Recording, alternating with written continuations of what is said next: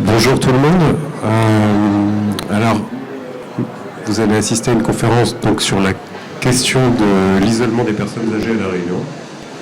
En fait, ça sera plus une table ronde qu'une conférence sur cette question qui est importante pour la Réunion au vu du vieillissement progressif mais assez rapide de sa population. Et donc, l'idée, c'est de différents intervenants qui vont partager leur domaine d'intervention, leur domaine de compétences, et qu'ensuite je leur poserai différentes questions, nous débattrons, et évidemment, assez vite, on vous passera la parole, parce que j'imagine que vous aurez des questions, et vous êtes nombreux. Voilà, merci. Je passe directement la parole aux professionnels. Bonjour à tous et à toutes. Donc, je suis le docteur Daubigné, je travaille au département au niveau du service accueil familial du Sud. Donc, la thématique de l'isolement des personnes âgées, nous savons tous que c'est un problème. Hein. C'est un problème d'autant plus qu'on va parler du salon bien-être aujourd'hui.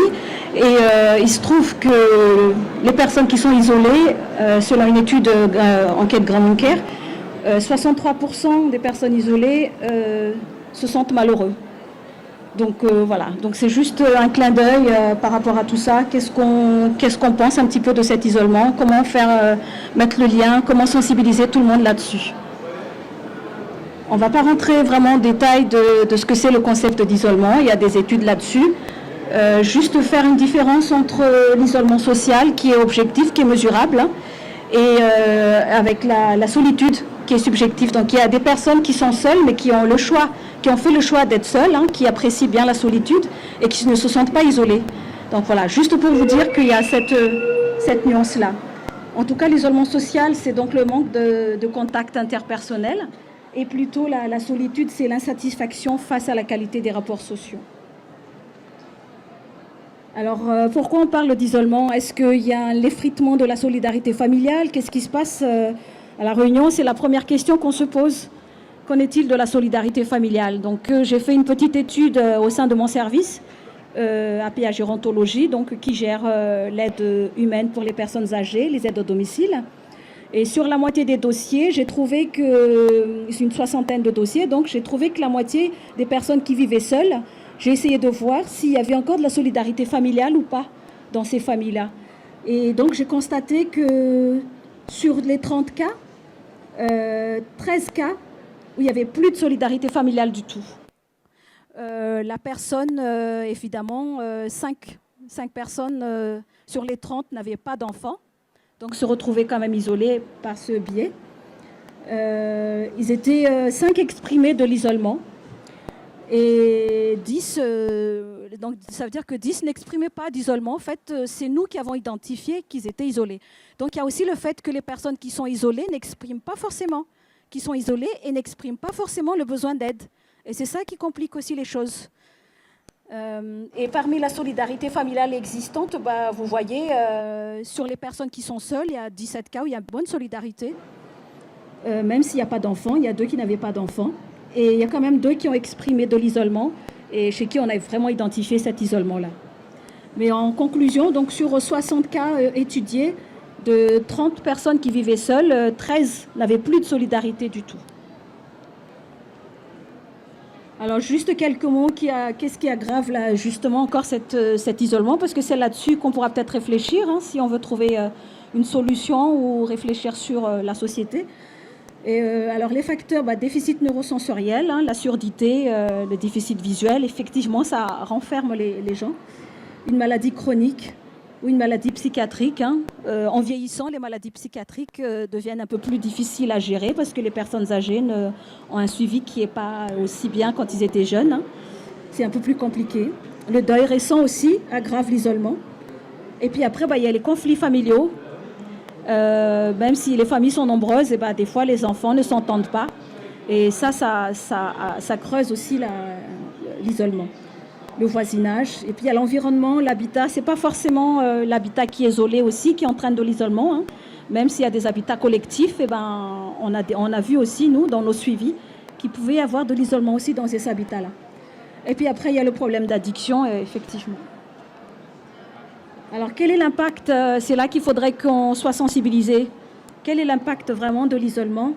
Ça a été étudié, hein, donc ça entraîne un sentiment d'insécurité, de la peur, du repli sur soi, du stress chronique. Et c'est un comportement aussi qui en a un comportement néfaste pour la santé. Et puis ça entraîne évidemment une perte de l'autonomie et puis de l'incurie. Bon, on se dit oui, peut-être que c'est pas très clair pour tout le monde. Je vais vous illustrer tout à l'heure. Alors, impact sur la santé, qu'est-ce que ça entraîne l'isolement? Ça entraîne un risque de maladie cardiovasculaire, hein, c'est reconnu. Ça entraîne aussi un risque d'athérosclérose, un risque de démence, qui est quand même assez important aussi. Et selon l'étude Gramunker, ça peut aussi entraîner 46% de dépression, de dénutrition, de chute et puis de mortalité prématurée.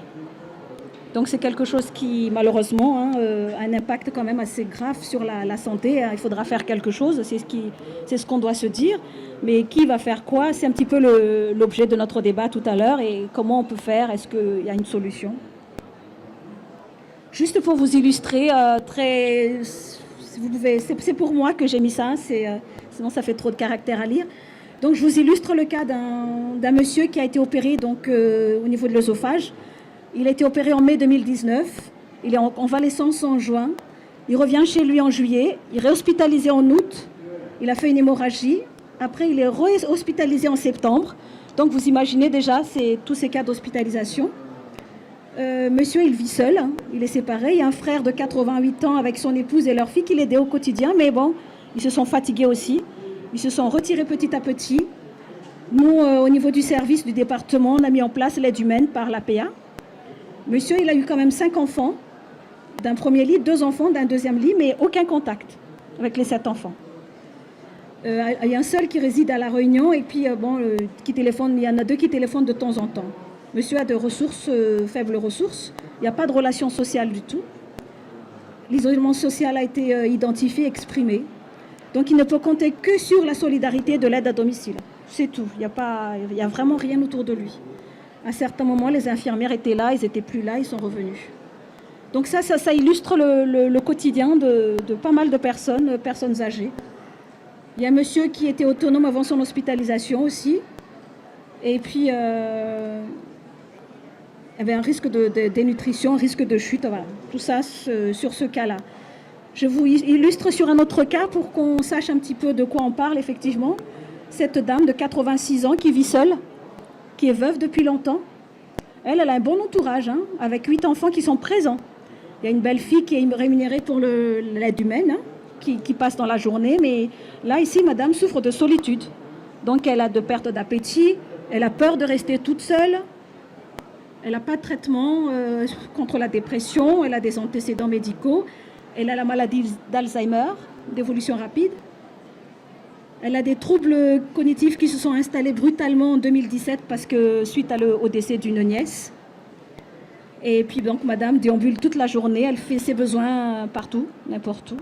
Et elle dort avec son chien.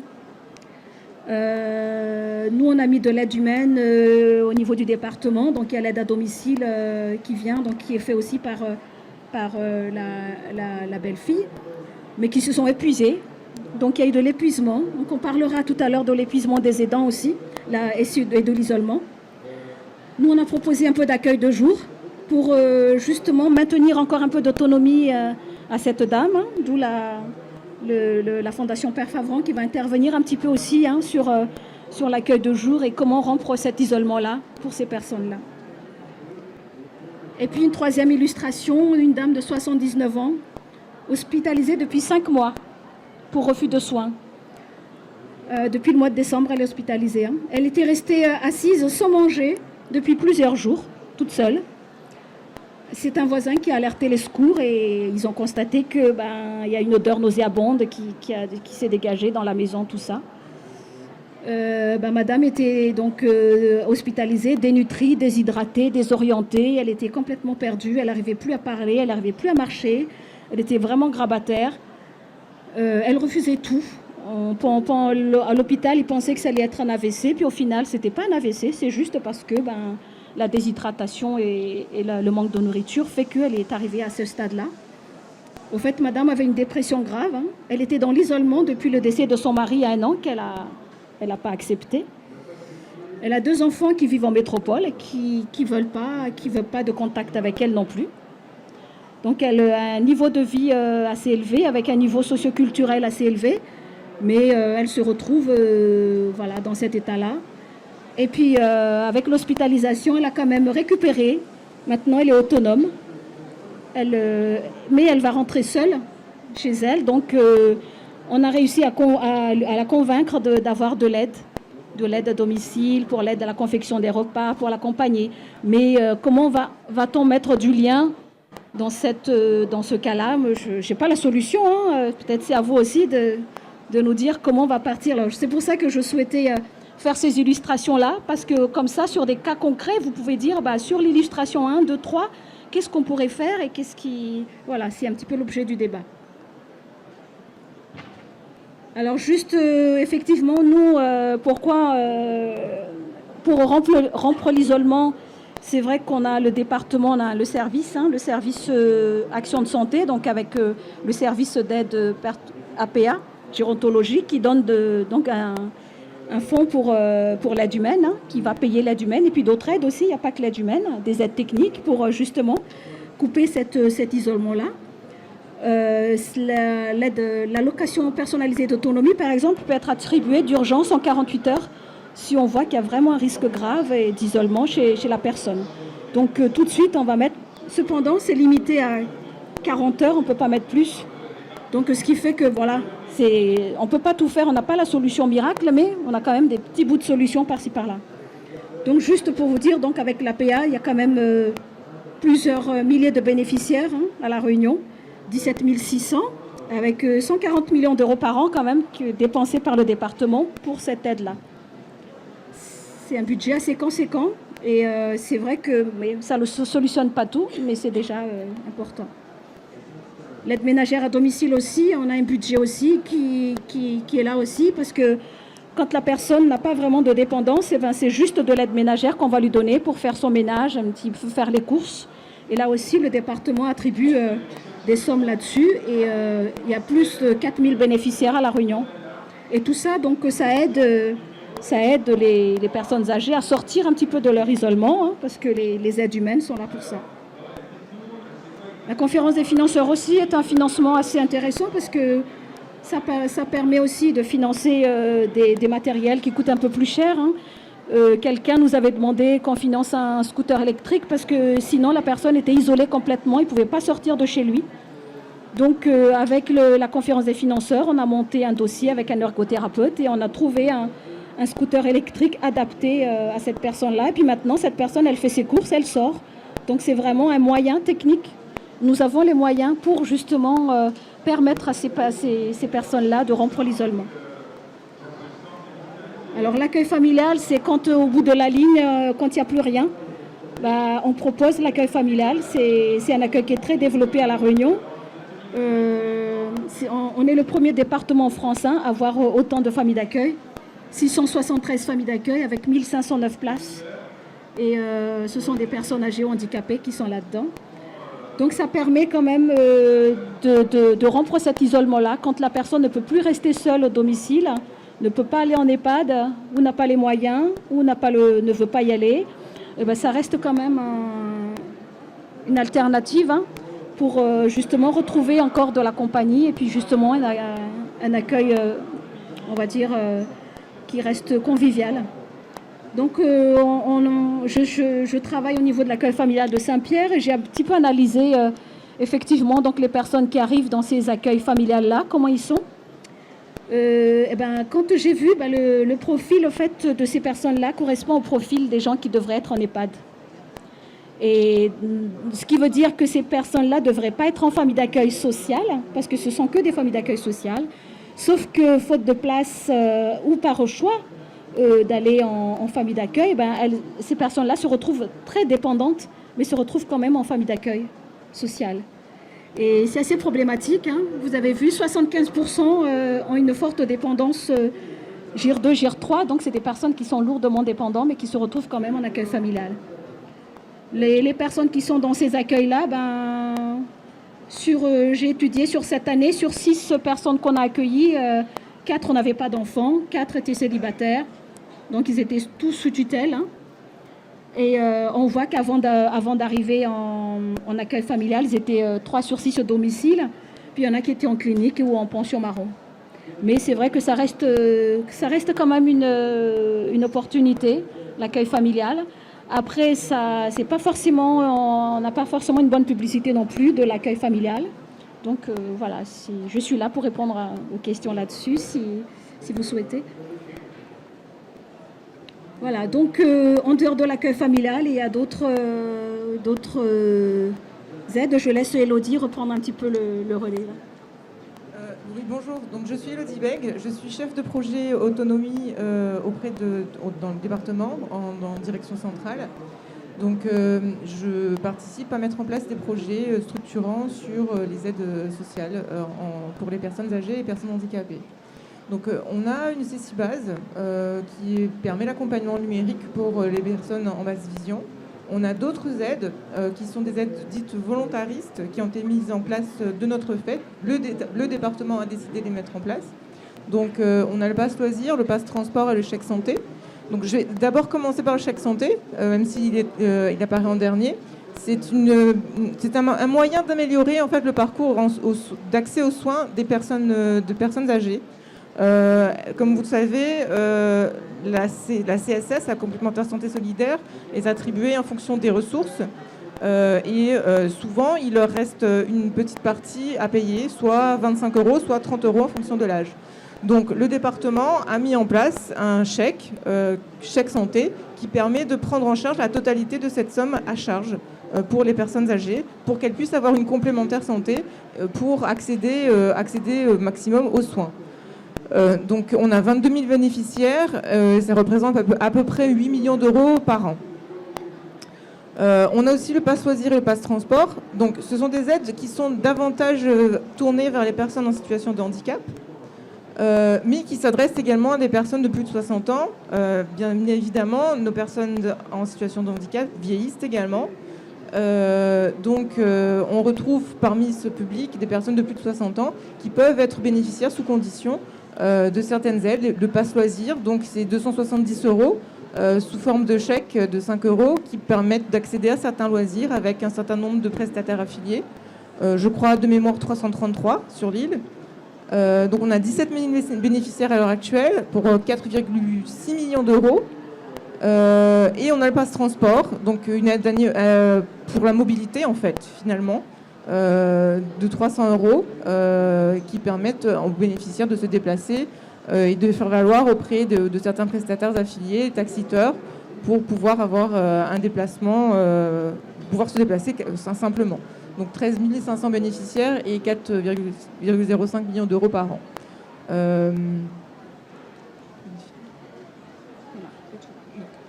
Donc, ce que je voulais dire, c'est que le département met en place beaucoup d'aides. Malheureusement, par exemple, dans le cadre de l'APA ou de l'aide ménagère, ça intervient juste quand la personne est déjà dépendante. Donc, parfois un petit peu tard, mais ça permet quand même de rompre cet isolement, finalement. Parce que, comme dans l'un des cas exprimés par Dr Daubigné, il y a des personnes qui se retrouvent complètement seules, sans appui familial.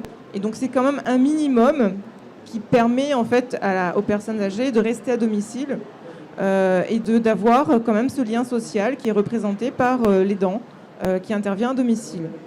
Donc on est bien conscient au département que c'est pas suffisant, qu'on a un isolement qui va devenir de plus en plus important.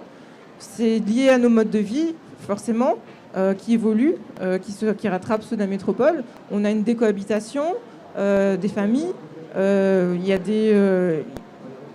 on a des generation gap, on va dire, des fossés entre les générations qui ne se comprennent plus et qui créent du coup de l'isolement. Donc nous, comme on a annoncé dans la presse il y a très peu de temps, on a décidé de mettre en place une caravane d'accès au droit qui va permettre en fait d'aller dans les écarts ciblés pour que tout un chacun, personnes âgées comme personnes handicapées ou personnes de tout public en fait, puissent accéder, avoir des informations au plus près et puissent accéder à leurs droits. Donc ça, c'est la caravane de l'accès aux droits. Stéphanie va en dire aussi davantage. Et on a aussi prévu de mettre en place des visites de courtoisie. Alors, la modalité n'est pas encore calée, mais en fait, on voudrait justement mettre en place, en plus des heures, en dehors des aides qui existent, des visites auprès des personnes les plus isolées, pour qu'elles puissent justement sortir de cet isolement social, avoir accès au numérique, avoir un accompagnement général, pour qu'elles puissent vraiment sortir de cet accès, de cet isolement quotidien. Donc on a des projets qui vont probablement sortir en 2022, qui restent encore expérimentaux, mais on a bon espoir que ça donne un coup de jeune, on va dire, un élan nouveau pour réussir à agir contre cet isolement, parce que ça reste quand même une problématique qui est prégnante actuellement. Merci.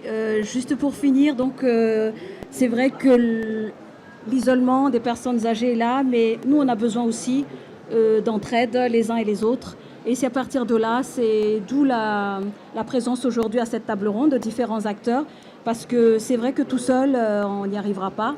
Les CCAS sont là aussi de toute façon parce que c'est eux qui sont les premiers face à cet isolement quand il y a des soucis au niveau du domicile. Mais c'est vrai que tout le monde est concerné par ce problème-là, un problème de société. Et tout le monde doit y réfléchir. Là, donc, Madame Vergos va parler de l'isolement des aidants, mais c'est aussi quelque chose de difficile parce qu'il n'y a pas seulement les personnes âgées qui sont isolées, il y a des couples de personnes âgées isolées, mais il y a aussi les aidants qui finalement finissent par être isolés aussi. Donc voilà, merci. Bonjour, donc Stéphanie Vergos, je suis directrice du GIPSAP, donc groupement d'intérêt public pour le développement des services à la personne. Donc depuis une dizaine d'années, en fait, nous intervenons auprès des proches aidants, donc de toute personne qui s'occupe d'une autre personne âgée dépendante en situation de handicap ou atteinte de maladie chronique, donc au domicile. Nous intervenons justement pour pouvoir rompre l'isolement de ces proches aidants, puisque aujourd'hui, la problématique des aidants, c'est bien cette problématique de prise en charge à domicile qui devient très, très compliquée au vu, on va dire, de la dégradation rapide des situations au domicile. Et effectivement, on parlait d'isolement des personnes âgées et un des facteurs aussi d'isolement de la personne âgée, c'est aussi le membre de la famille qui va être lui-même isolé, puisque ne va pas solliciter forcément de l'aide autour de lui, quoi, en fait, tout simplement, et va donc fatalement isoler aussi, par conséquent, son aidé. Et on va se retrouver avec 2 personnes isolées au domicile. Et c'est des fois toute une famille aussi qui peut être isolée. Donc l'idée, c'est vraiment d'aller accompagner les proches aidants. Donc ça, c'est notre public cible. C'est d'aller accompagner les proches aidants pour qu'ils puissent sortir de cet isolement, se faire accompagner par nos services. Donc nous proposons un service d'écoute dans un premier temps, un numéro vert qui est accessible du lundi au vendredi pour justement permettre de rompre cet isolement des aidants qui nous font part effectivement de problématiques d'accompagnement du quotidien et puis surtout de problématiques d'épuisement par rapport à la prise en charge. Ensuite, on propose tout un accompagnement individuel qui peut être du soutien psychologique, qui permet donc aux familles de pouvoir s'exprimer auprès d'un professionnel. On propose aussi de l'accompagnement social. Et là, je mets un point d'honneur sur cet accompagnement, puisque justement, en accompagnant les aidants sur cette thématique, on permet donc aux aidants d'accéder justement à divers droits auxquels ils n'ont pas forcément accès ou n'ont pas connaissance. Donc il y a vraiment un accompagnement qui est fait de bout en bout par une assistante sociale qui est vraiment dédiée à l'accompagnement des proches aidants, qui a une connaissance, on va dire, précise de la problématique des aidants et qui va pouvoir en fait monter les dossiers, accompagner les aidants sur justement l'accès, donc soit effectivement au niveau des aides du conseil départemental ou des aides au niveau de la caisse de retraite, des mutuelles, voir aussi les orientations qui peuvent être faites auprès des associations, telles que l'association de Ramon Isolé, avec qui effectivement on est partenaire.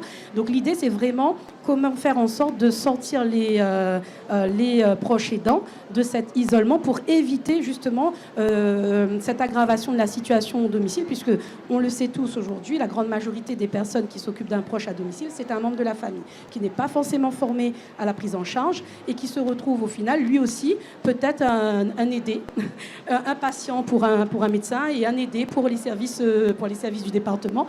Donc l'idée, c'est vraiment d'éviter d'aggraver les situations au domicile et de pouvoir proposer un accompagnement qui est global, donc à la fois pour la personne pour les aidants et pour la personne aidée.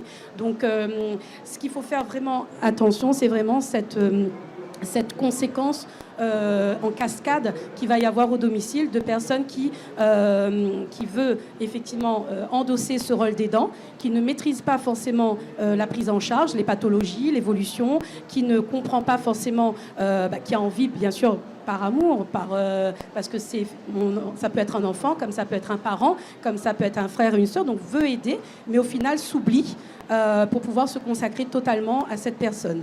Donc l'idée, c'est vraiment de faire prendre conscience aux gens que des aides existent. On a parlé, là je vois le CCS de Saint-André avec Madame Garrier, avec qui effectivement l'idée c'est vraiment d'accompagner les familles à accéder effectivement à leurs droits, et c'est l'idée aussi de cette caravane avec laquelle bien sûr on s'associe avec le département, mais nous aussi on aura notre propre caravane, ça s'appellera donc la caravane Ça qui aide, qui ira effectivement sillonner les routes de l'île pour pouvoir justement informer les aidants de l'ensemble des dispositifs, des aides auxquelles ils peuvent avoir droit, et par conséquent sortir de cet isolement qui peut être, moi je le dis aujourd'hui, le docteur peut-être me confirmera, mais ça peut être fatal en fait à la fois pour la personne dont on s'occupe, mais pour l'aidant lui-même.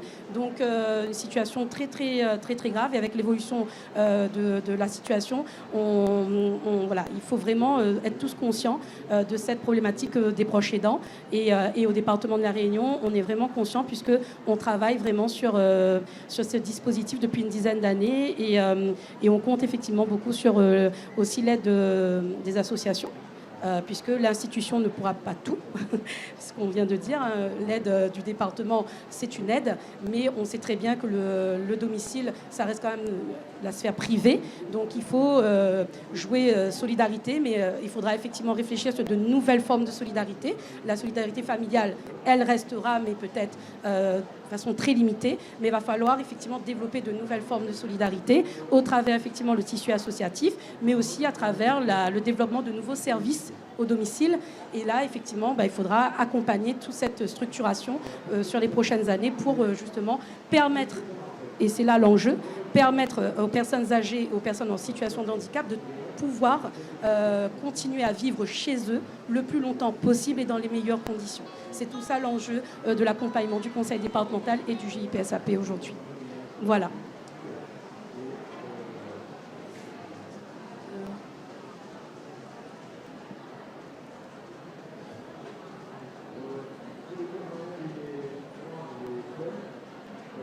Alors, je me présente, Jean-Paul Damour, je suis le coordonnateur des accueils de jour de Bois d'Olive et de Ravine Blanche.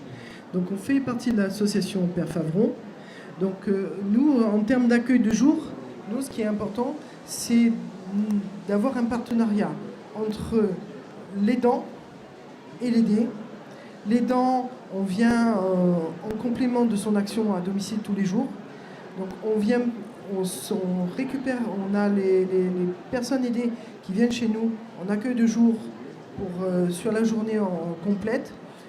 On a des taxis qui vont à domicile, qui prennent les personnes au porte-à-porte et qui les amènent en centre où il y a des activités qui sont mises en place.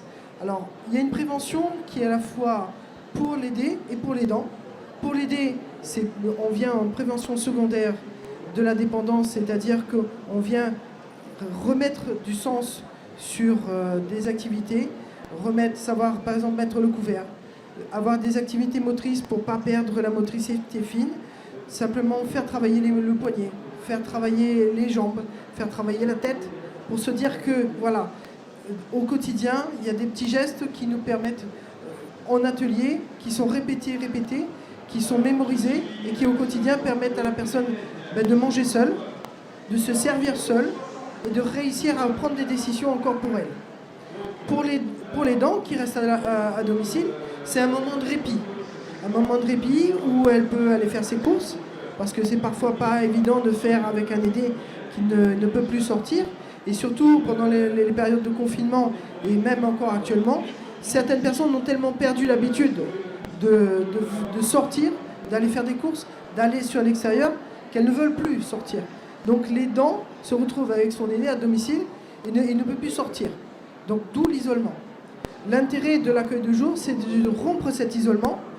On vient chercher la personne à domicile, on la remet en activité, on la socialise parce qu'il y a d'autres personnes qui viennent sur l'accueil de jour avec qui elle peut avoir des échanges, non seulement les professionnels mais d'autres bénéficiaires, mais aussi l'aidant qui pourra avoir du temps pour elle. Cette personne pourra aller faire des courses, s'occuper d'elle et prendre soin d'elle. Parce que bien souvent, dans nos accueils de jour, nous avons des personnes dont l'aidant, c'est le conjoint.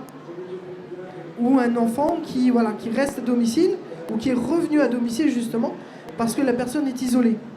Ben, cet aidant, si on ne prend pas soin de lui, par le biais de nos services, eh ben, cet aidant, il va finir par craquer, et on va se retrouver avec deux personnes en difficulté, à la fois la personne qui était accompagnée, qui ne pourra plus l'être, et qui sera en demande d'établissement, et souvent sur liste d'attente, malheureusement, et l'aidant qui sera en difficulté. Et on voit de plus en plus, malheureusement, on en discutait encore avec le CHU, pas plus tard qu'hier, qu'on se retrouve avec des situations où les personnes sont déposées aux urgences, sans solution. L'hôpital, c'est pas la solution. La solution, c'est le domicile ou l'institution, mais quand c'est préparé. Une fois que la personne est prête à rentrer en institution, et l'accueil de jour fait partie de ce moment d'entrée en institution, puisque c'est le premier pas vers l'institution. On est un petit peu à la maison, un petit peu en institution. On a l'habitude de venir, de fréquenter du personnel, de voir d'autres gens que la cellule familiale ou les amis, et ça permet d'être la transition vers l'établissement. Bien souvent, ça permet aussi de le maintenir la personne le plus longtemps possible à domicile. Pourquoi ? Parce que sur une personne qui était repliée chez elle, toute seule, dans son lit, qui ne voyait plus personne, qui ne savait plus ou ne pouvait plus prendre ses repas seule, on remet comme à la maison. Le petit déjeuner, il se passe ensemble. Les activités se passent ensemble. Le repas, ça se passe ensemble. Et en face de moi, j'ai quelqu'un qui sait bien manger, qui sait le faire. Je ne sais plus comment ça s'utilise, une fourchette, mais j'ai vu comment ça se fait en face. Je vais le répéter. Et plus je le répète, et plus c'est des gestes qui vont rester au quotidien. Et ça va permettre quelqu'un qui mange seul, qui sait faire ses choix seul, c'est quelqu'un qui sera le plus tard possible dans l'indépendance. Et l'idée, c'est que nous ne sommes qu'un maillon, qu'un petit maillon, mais si nous gagnons 1 an, 6 mois ou 2 ans, ça sera toujours autant de moments de liberté et d'autonomie de la personne. Après, je parlerai un peu pour ma paroisse. Je profite que mon directeur est là aujourd'hui. On a une très bonne nouvelle aujourd'hui. L'EHPAD de Bois d'Olive a été labellisée Humanitude. Et dans le projet Humanitude, c'est vivre en autonomie et vivre sa vie, même si on est en institution. On est chez nous, à l'EHPAD, dans une institution, mais on est chez nous.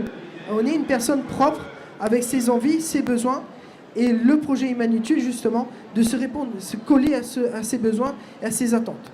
Et là, on a eu officiellement le retour qu'on a été labellisé. C'est le premier établissement, vous me confirmez, M. Arbaud, premier établissement sur l'île en matière de personnes âgées qui a ce label. Nous, l'accueil de jour, il va plus loin. La deuxième. Alors, un grand merci d'abord à notre directeur qui nous appuie dans ces démarches. Notre directeur, M. Arbaud, qui accepte un petit peu d'être mis au pied du mur de temps en temps. Et l'ensemble des partenaires, parce que, comme on dit pour l'aidant ou la famille, nous, accueil de jour, sans partenaire, sans partenariat et sans lien à l'extérieur, on n'est rien. Et on ne peut rien pour personne. Donc l'idée, c'est qu'on a des partenaires. On est rentré dans des associations de professionnels qui vont nous permettre d'aller chercher les personnes. Bien souvent, à l'accueil de jour, en ce moment, nos dossiers, c'est des personnes qui sont déjà quasi grabataires, qui ont des maladies très évoluées.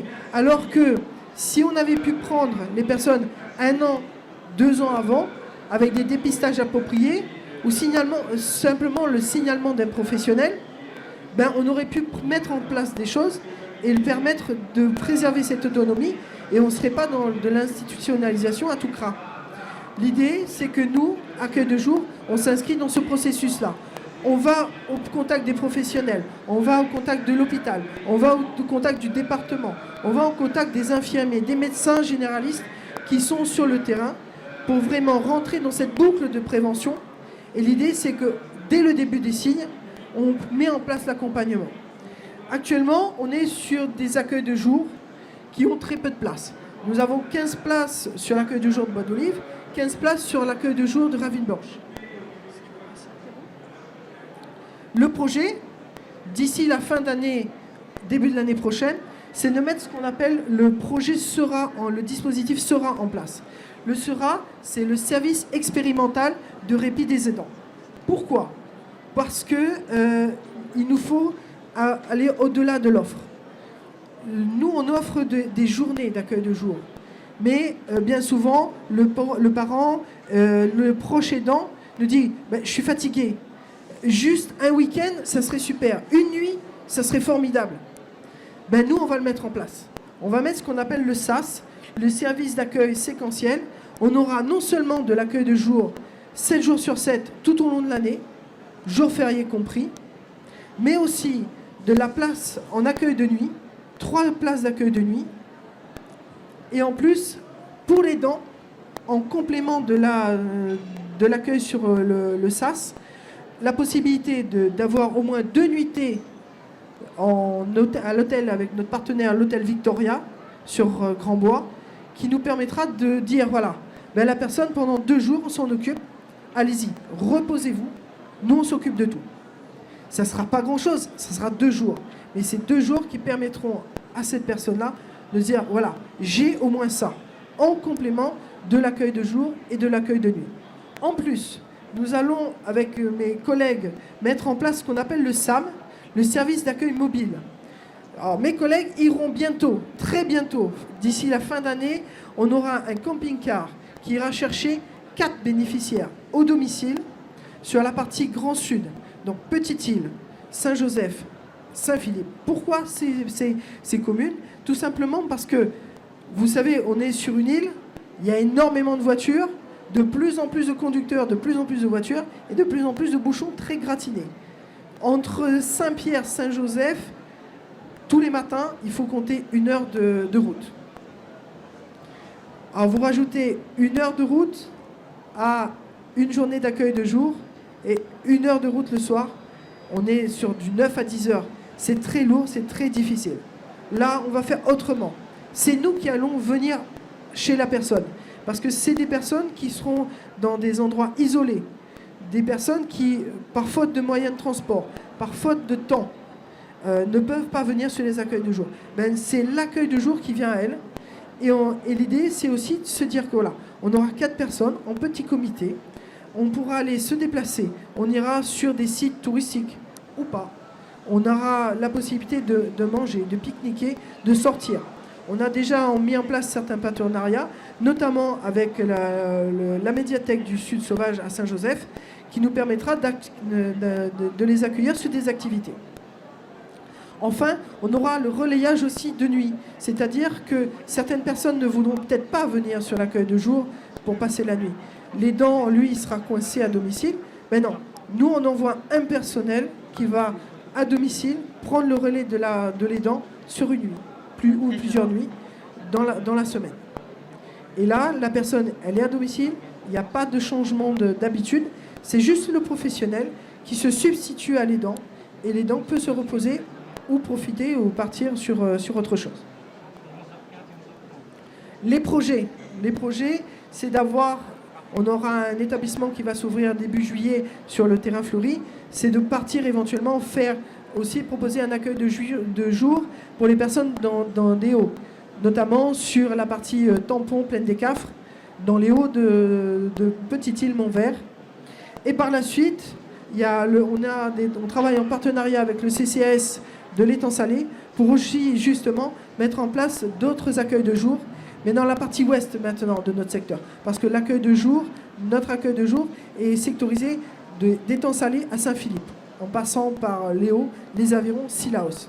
Donc l'idée, c'est vraiment de drainer le maximum et de diffuser l'offre d'accompagnement. Je vous remercie. Nous allons finir l'intervention donc avec l'association Grand Monde Isolé et puis après on va animer le débat.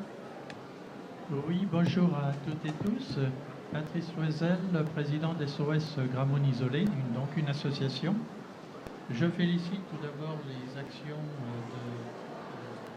du Sud là, qui se font là. Je trouve que cette histoire d'accueil de jour et de rapprochement de nos anciens est excellente. Et d'aller vers eux, c'est encore mieux, surtout quand ils commencent à perdre leur autonomie.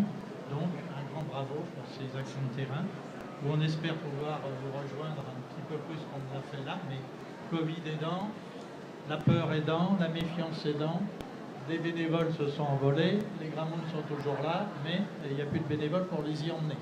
Donc, on est en train de restructurer la section sud, et c'est compliqué, ne serait-ce que de trouver quelqu'un qui veut bien organiser une sortie un samedi par mois, ça semble presque du domaine de l'impossible dans le sud, voire dans l'ouest. Donc on est un petit peu, c'est vrai, découragé. Maintenant aussi, c'est très bien, évidemment, tout ce qui est fait par le département. Et ça, il y a de plus en plus de boulot. Parce qu'effectivement, nos grammones sont de plus en plus en solitude. Je donnerai seulement deux chiffres parce que je ne veux pas vous fatiguer, mais avant même le Covid, l'étude Gramoun Care, commandée par l'ARS, signalait sur 800 patients réunionnais il y a 4 ans, 46% de tombées de dégringolade en dépression chez nos anciens. Donc pratiquement la moitié. Imaginez avec la crise Covid ce qui peut se passer. Nous, à peu près la moitié de nos bénévoles ont disparu. Les Gramounes ne pouvant plus sortir ni en maison de quartier, ayant peur, étant méfiants maintenant par excellence. Bon, ils reviendront, hein, ils sont là, ils sont de plus en plus nombreux, ce qui est bien, sans être bien, parce qu'effectivement, ils ne sont pas forcément en bon état. Alors, bon, je ne suis pas là pour parler globalement, mais plus précisément de ce qu'on fait. Alors, nous, on existe depuis une bonne douzaine d'années. On s'appelait Respace Seul avant, maintenant on s'appelle SOS Grand Monde Isolé, parce que le mot était ambigu, nous ramenait des gens qui voulaient sortir, faire la fête, danser, s'amuser. Or, l'objectif, c'était bien le début de la perte d'autonomie et de s'occuper donc de nos anciens en grande solitude, parce que personne, évidemment, n'est très intéressé à s'occuper dans la vie sociale classique de ces anciens qui sont seuls chez eux. C'est compliqué. Au début, leurs amis, leurs copines les emmènent dans les clubs. Au bout d'un moment, ils en ont assez et ils se retrouvent complètement en solitude. Alors, ajouter la perte d'autonomie, elles ne peuvent plus marcher et donc plus conduire. Voilà, l'isolement est multiplié par 2, voire par 4. Donc, on s'est vraiment rendu compte depuis donc déjà une quinzaine d'années qu'il y avait un vrai problème ici à La Réunion pour les débuts de perte d'autonomie. Les anciens en pleine forme, il n'y a pas de problème.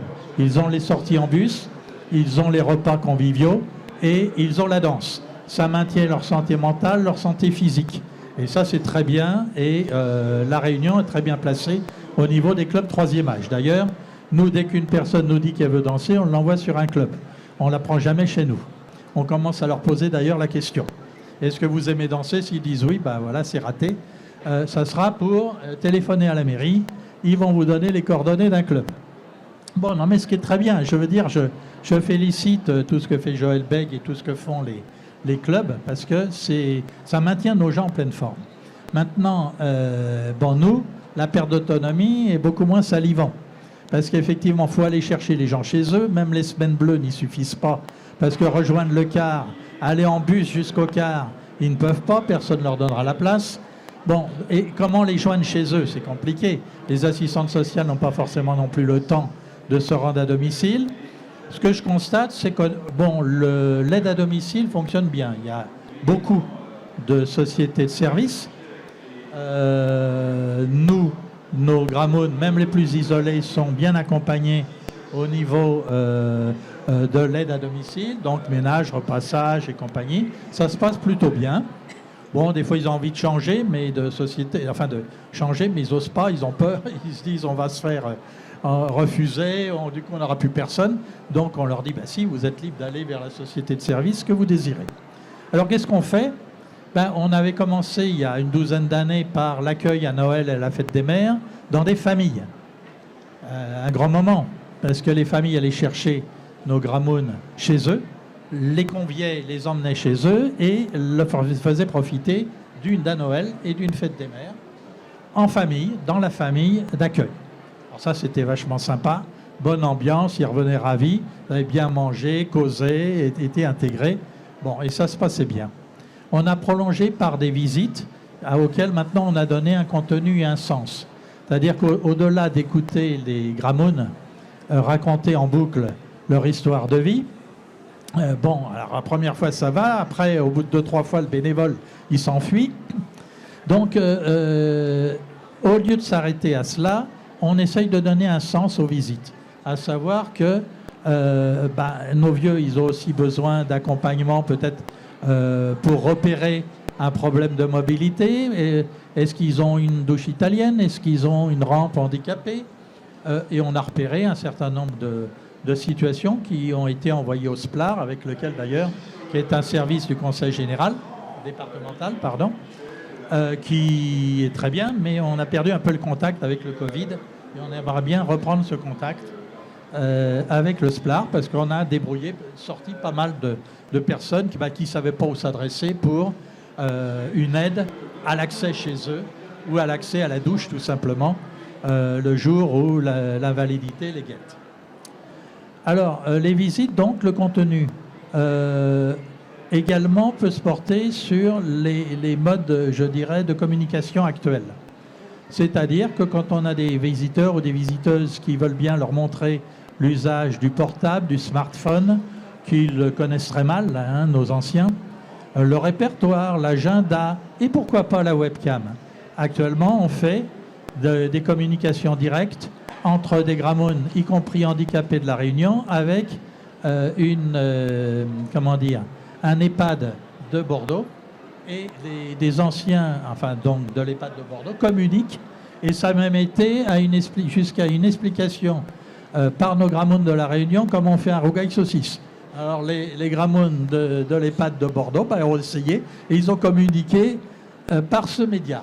Bon, évidemment, ça aurait été mieux qu'ils puissent goûter pour évaluer, mais bon, on trouve ça quand même sympa de pouvoir discuter à 10 000 km sur des questions comme le jardinage, la nourriture. Nos anciens sont pleins de savoir et pleins de connaissances. Donc, des visites accompagnées, hein, accompagnement épicerie solidaire, accompagnement aux démarches administratives, aide au tri des papiers administratifs, parce que très souvent, quand le conjoint est décédé, ils sont paniqués, hein, surtout si c'est le conjoint qui s'occupait des papiers. Alors, quels sont les papiers qu'il faut garder? Quels sont les papiers qui vont être nécessaires pour régler leurs problèmes administratifs? Et pourquoi pas les accompagner jusqu'à l'institution qui peut leur rendre service, parce qu'ils n'ont pas toujours l'enfant ou la personne qui va les accompagner jusqu'au service. Donc, on essaye de le faire en fonction des propositions de visite, évidemment, ce qui s'est réduit par, comme je vous l'ai dit, le Covid et les peurs de nos anciens. Donc, des visites avec un contenu. Et puis, les sorties.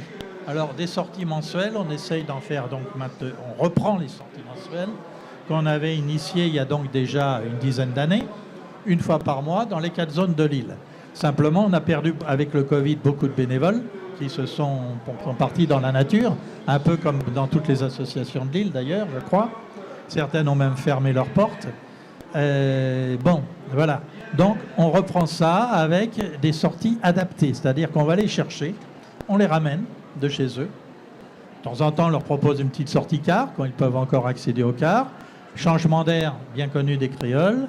Le volcan, Sillaos, le tour de l'île, bientôt une sortie auto longtemps, où ils vont avoir le plaisir d'aller dans une voiture d'auto longtemps.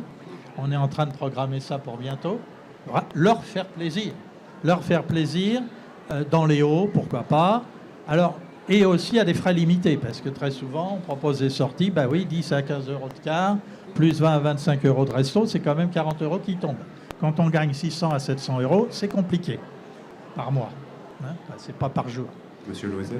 Oui. Excusez-moi. Je vais vous demander d'accélérer. Ouais, d'ici. D'accord.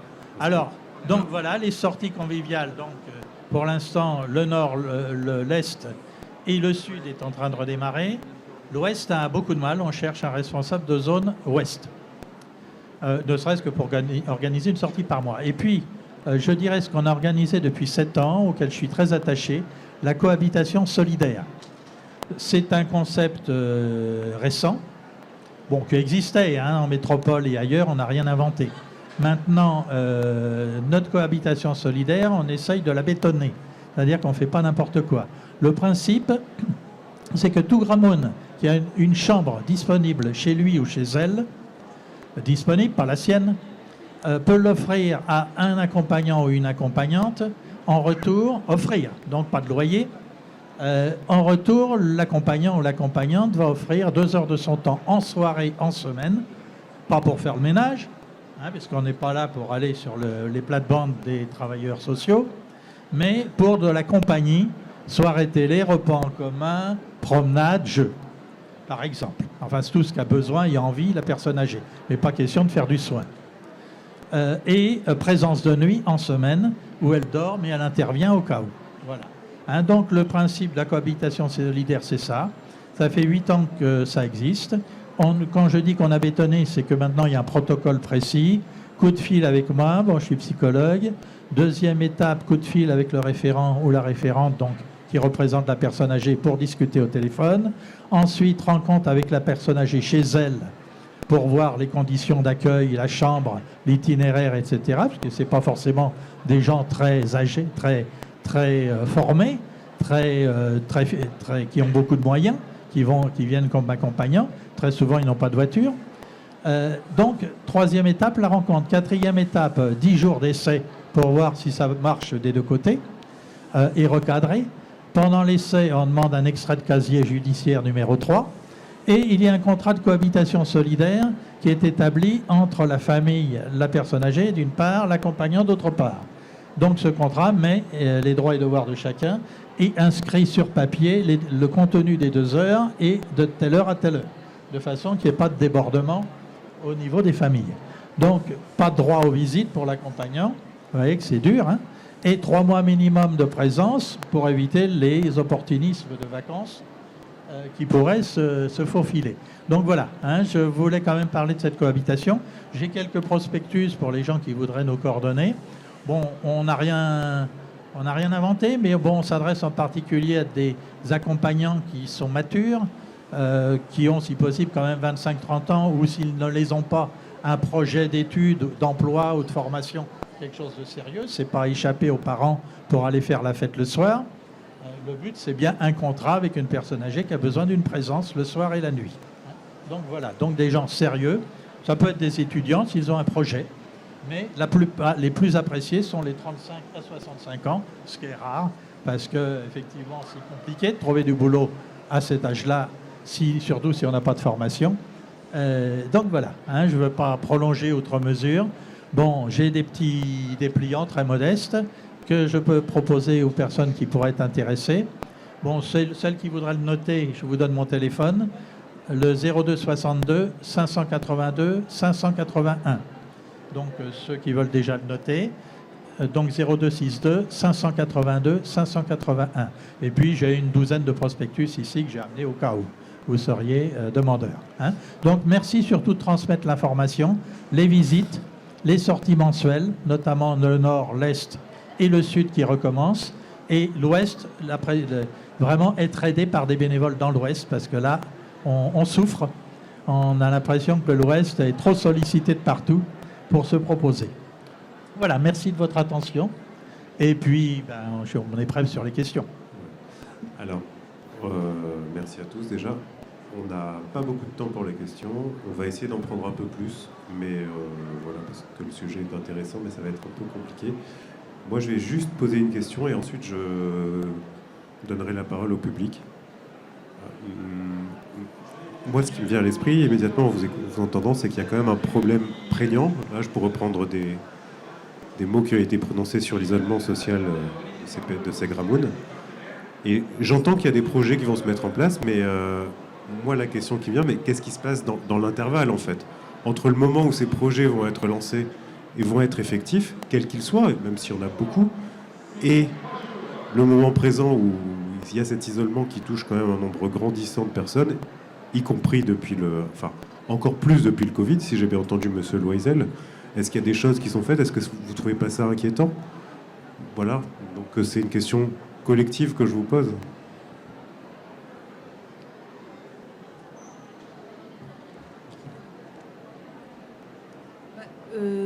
Je vais peut-être répondre sans donner de réponse. Hein. Effectivement, la question qui se pose déjà, l'isolement, c'est quelque chose de très compliqué, mais avec le Covid et tout ce qui s'est passé, ça a vraiment, nous on a constaté au niveau des services, hein, parce qu'on fait le suivi, moi dans le sud, de plusieurs milliers de personnes âgées, et c'est encore pire, on va dire. Hein.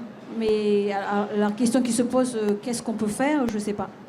J'ai pas de réponse, et je pense qu'à chacun de réfléchir et de se poser la question soi-même aussi, en disant, à mon niveau, je pense qu'il y a une question qu'il faut se poser à plusieurs niveaux, hein, institutionnels, mais aussi au niveau individuel. C'est collectivement qu'on pourra faire quelque chose, et puis voilà. Oui, si je peux rajouter, peut-être unir nos forces. Il n'y a pas de concurrence dans le domaine des personnes âgées. Il y a beaucoup et de plus en plus de personnes âgées. Elles ont besoin de nous. Nous sommes tous utiles à notre niveau. Et je veux dire, il n'y a pas de reproche aux uns aux autres à se faire. Chacun travaille au mieux de ce qu'il peut faire. Mais peut-être un peu plus de partenariat, un petit peu plus de confiance dans les autres. Je crois qu'on pourrait à ce moment-là travailler en bonne intelligence, avec efficacité, s'entraider. Bon, nous, on a besoin simplement de points de chute pour nos sorties. Et c'est compliqué de trouver des points de chute, ne serait-ce qu'un hall abrité du soleil, de la pluie, avec des toilettes accessibles. On a du mal à en trouver, sur toute l'île. Vous voyez, ça commence là le problème. Ce n'est pas une question de finance. Le bénévolat, on essaye de le perpétuer et de le maintenir, c'est très important. Mais on a vraiment besoin d'aide la plus concrète et la plus immédiate de ce style-là. Donc, s'unir de plus en plus qu'on ne le fait, où chacun a encore trop tendance à travailler dans son coin. Moi, je rajouterais juste, l'idée, c'est que vraiment, c'est de mettre en place des partenariats. C'est vrai que les dispositifs, il y a des financements, ça doit intervenir, il y a des arbitrages, en plus, on tombe très mal. C'est les présidentielles, c'est les législatives, tout est retardé malheureusement. Mais le tissu associatif et le tissu professionnel, surtout, moi je parle de ce que je connais sur le Sud, on est très actifs et justement, l'idée c'est de trouver des palliatifs, même en attendant que les projets se mettent en place. Et justement, c'est aller au contact de chacun, se connaître, se reconnaître sur son domaine de compétences et vraiment orienter et travailler pour les personnes qui sont isolées. Bonjour. Je me présente, je m'appelle Marina Cortin et juste pour répondre à votre question, nous on a un dispositif de service civique sur La Réunion dont l'objectif principal est de lutter contre l'isolement des seniors. Et on a des volontaires d'ailleurs au Père Favron avec Monsieur Damour.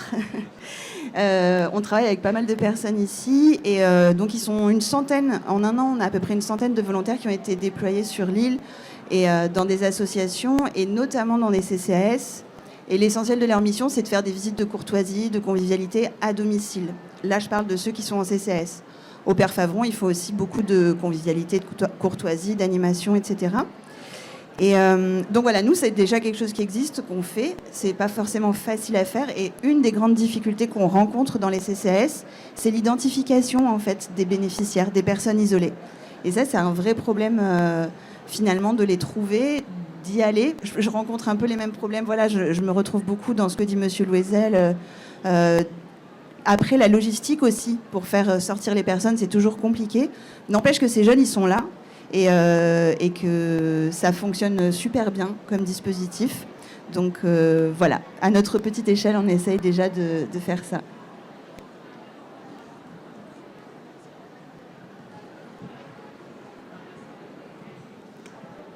Moi, je voulais répondre à votre question. Que c'est vrai que la Covid nous a mis un petit peu aussi à l'écart de notre travail.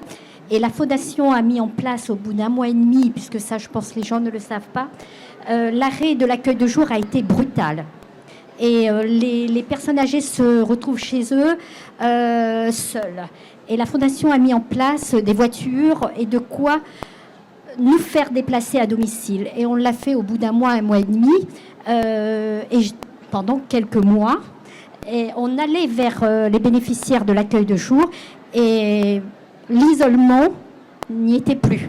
Puisqu'on était là, on allait tous les jours.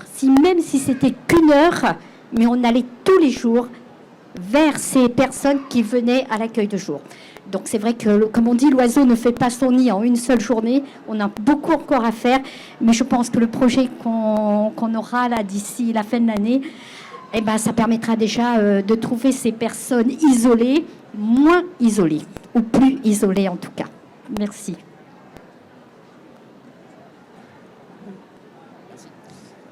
Bonjour, Vincent Pongérard de l'entreprise SAPI. Il y a peut-être une solution en attendant que des choses plus concrètes se mettent en place, c'est de favoriser en fait l'aide humaine. Favoriser l'aide humaine en faisant, comment dirais-je, en revoyant un petit peu la manière de percevoir ces professionnels de premier recours, c'est-à-dire leur donner plus, ne plus qu'elles soient considérées comme, pour rompre l'isolement, ne plus qu'elles soient considérées comme des femmes de ménage. Donc favoriser en fait un petit peu ces professionnels qui sont au quotidien, qui luttent contre l'isolement et qui apportent quelque chose de nouveau. Donc comme on disait avec Madame Vergos, pour favoriser ça, c'est faire en sorte de faire recours à des personnels qui sont plus diplômés, plus formés et aussi peut-être créer une sorte de boucle vertueuse, donc créer un petit peu des vocations et une nouvelle manière de, comment dirais-je, d'appréhender cette manière de voir le service à domicile, le service à la personne, tout simplement en prenant des gens qui sont compétents, qui sont valorisés, qui aiment ce qu'elles font en fait, elles le font vraiment avec le cœur et pour pouvoir en fait sur le plan local privilégier l'aide humaine. Ça peut être quelque chose qui peut être intéressant sur le plan de l'isolement. Et on voyait les cas cliniques tout à l'heure qui étaient intéressants. C'est aussi de pouvoir mettre en place aussi un système de prévention, la médecine préventive, dans le sens où ces aides humaines-là, elles ont la capacité, elles ont les compétences, elles sont bien formées, de faire remonter des informations qui permettent d'anticiper des phénomènes de décompensation. On voyait la personne qui avait un problème de santé, c'est qu'elle n'avait pas mangé depuis 3 jours. Or, si on arrive à faire relever l'information qu'elle n'a pas mangé depuis 3 jours et la faire manger tout simplement, on évite la décompensation.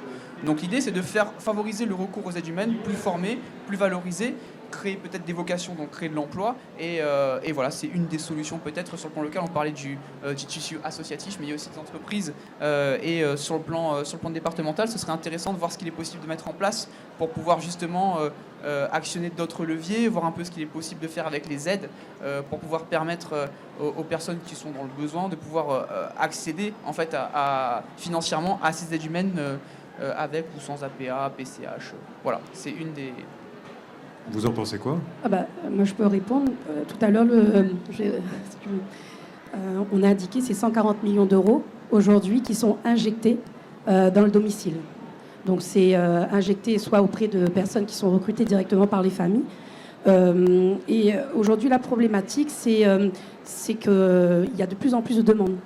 Et c'est la question, effectivement, des financements qui va aussi, effectivement, qui pose problème.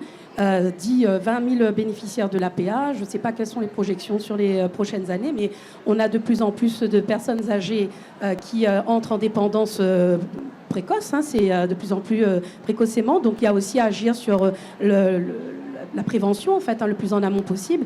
Puisque je voulais dire aussi sur l'isolement, on a aussi les phénomènes où les personnes âgées renoncent aussi à leurs droits, ne veulent pas forcément accéder parce que derrière, c'est toujours la question, est-ce qu'on va devoir rembourser à la mort, etc. Donc on a aussi ces problématiques de personnes âgées qui ne veulent pas soit se faire aider tout simplement ou qui méconnaissent en fait les dispositifs. C'est pour ça qu'il y a tout un travail de communication à faire.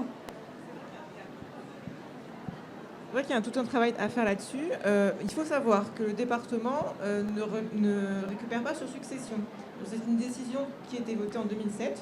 Donc tout ce qui est aide sociale n'est pas récupéré sur succession. Donc ça, il faut bien comprendre. Il faut bien faire la différence entre APA allocation personnalisée d'autonomie, et ASPA, allocation de solidarité personnes âgées, qui est versée par la sécurité sociale, par la caisse de retraite, c'est un revenu subsistance. Donc il y a souvent une confusion entre les deux.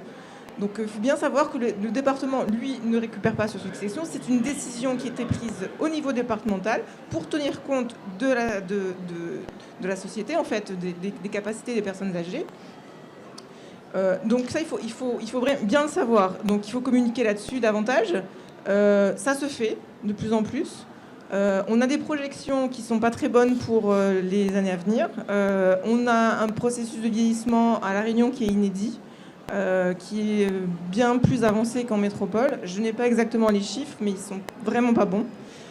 Donc c'est toute la question de vraiment la prise en charge, quel financement, comment réussir à prendre en charge financièrement. Parce qu'un coût de 1 heure de prestataire à domicile, c'est quand même voté par l'État.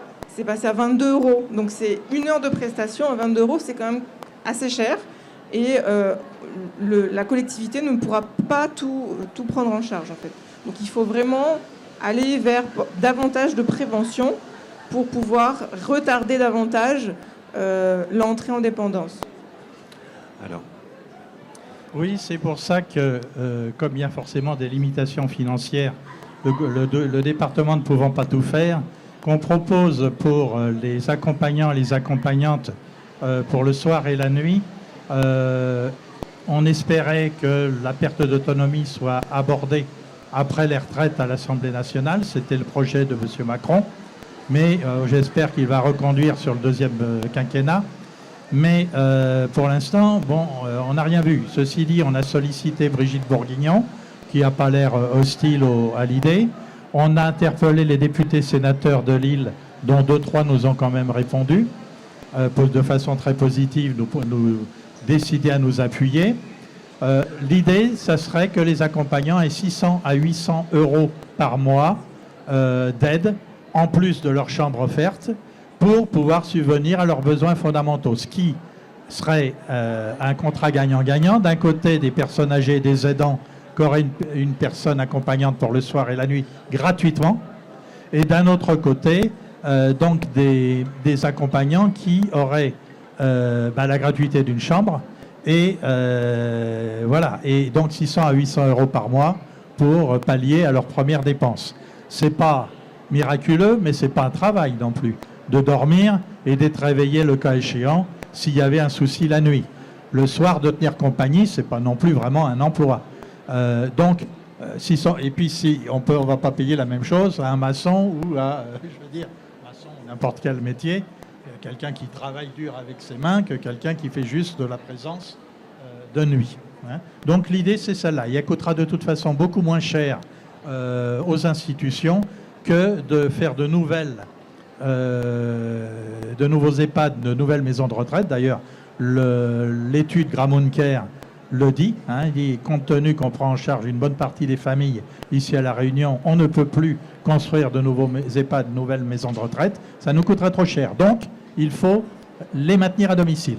Mais maintenant, les maintenir à domicile, ok, auxiliaire de vie, très bien, infirmière, très bien, et le soir et la nuit, qu'est-ce qu'on fait de nos vieux? On les laisse tomber? Ils tombent 12 000 morts par an par chute la nuit. Et on les laisse le soir en dépression? Plus de la moitié tombe en dépression. Il y a peut-être quelque chose d'urgence à faire. Alors, on a débordé de 10 minutes sur le temps de parole. Il y a une dernière question, voilà, mais il faudra répondre très brièvement. Je vous demande de répondre vraiment en 2 minutes, c'est-à-dire chacun 1 ou 2 phrases. Voilà. Une question, c'est plutôt une petite remarque en fait. Merci. Voilà, c'est plutôt merci parce que avec tout ce qui s'est passé ces dernières années, c'est vrai qu'on a tendance à être un peu dépité. Et je vois qu'il y a des gens toujours motivés en fait pour aider les personnes âgées, surtout les personnes âgées isolées. Donc merci beaucoup, merci pour la caravane des aides au niveau du département et du GIP, parce que bien souvent on ne sait pas les nouvelles modalités, comment avoir accès à telle aide ou comment se débrouiller en fait pour l'adaptation de l'environnement, les brasseurs d'air, la salle de bain, etc. Merci pour l'association aussi, parce que très souvent, finalement, les institutions sont très lentes à bouger. Et c'est toujours les associations qui finissent par faire bouger l'ensemble de l'administration. Donc merci beaucoup. Merci pour l'accueil de jour. Parce que du coup, on a parlé aussi de l'aidant familial. J'ai travaillé en EHPAD pendant un petit moment de ma vie. Et du coup, ce qu'on constate très souvent, c'est l'épuisement des proches, en fait, et la culpabilité qu'ils ont à les mettre en institution. Donc merci de proposer l'accueil de jour, l'accueil de nuit et la caravane. J'espère que c'est des projets qui vont marcher et qui vont se développer sur toute l'île, quoi. Donc merci beaucoup. Bon, on va conclure là-dessus. Hein. Merci.